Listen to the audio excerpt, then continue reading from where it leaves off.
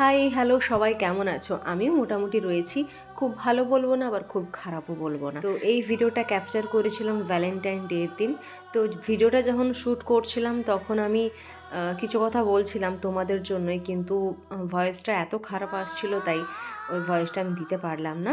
তাই এখন এইভাবে ভয়েসটা দিচ্ছি। তো যাই হোক, ভিডিওটা ভ্যালেন্টাইন ডের দিন আমি শ্যুট করেছিলাম। ওই দিন একটু প্রস্তুতি নিচ্ছিলাম ক্যান্ডেল লাইট ডিনারের জন্য। তো আমাদের বাঙালির প্রিয় মাংস ভাত ওইটুকুনি জাস্ট করেছিলাম, এর থেকে আর বেশি কিছু না।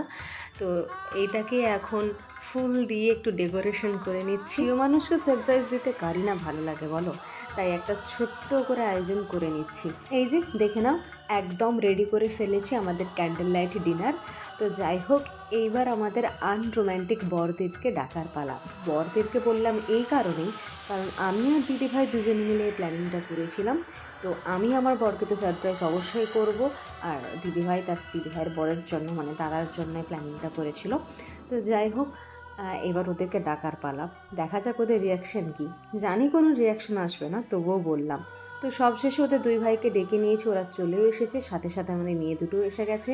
তো তিন্নি খুব কান্নাকাটি করছিল, ও মোমবাতিতে হাত দেবে। মোমবাতিতে হাত দিলে যে হাতটা ওর পুড়ে যাবে, ও তো আর সেটা জানে না। তো প্রচণ্ড কান্নাকাটি করছিল। তো এরপরে কি হলো কি না হলো আর ভিডিও ক্যাপচার করিনি, কারণ করার মতো সিচুয়েশন ছিল না।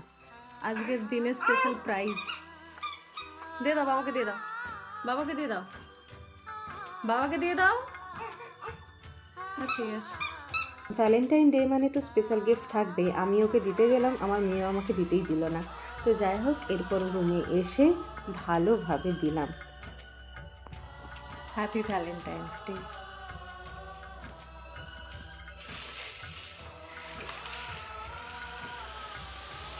প্যাকেট অলরেডি আনপ্যাক, খুলে দেখো।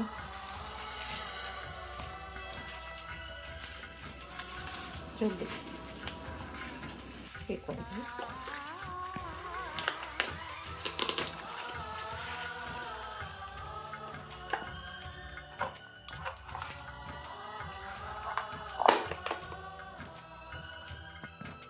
করে দেখো।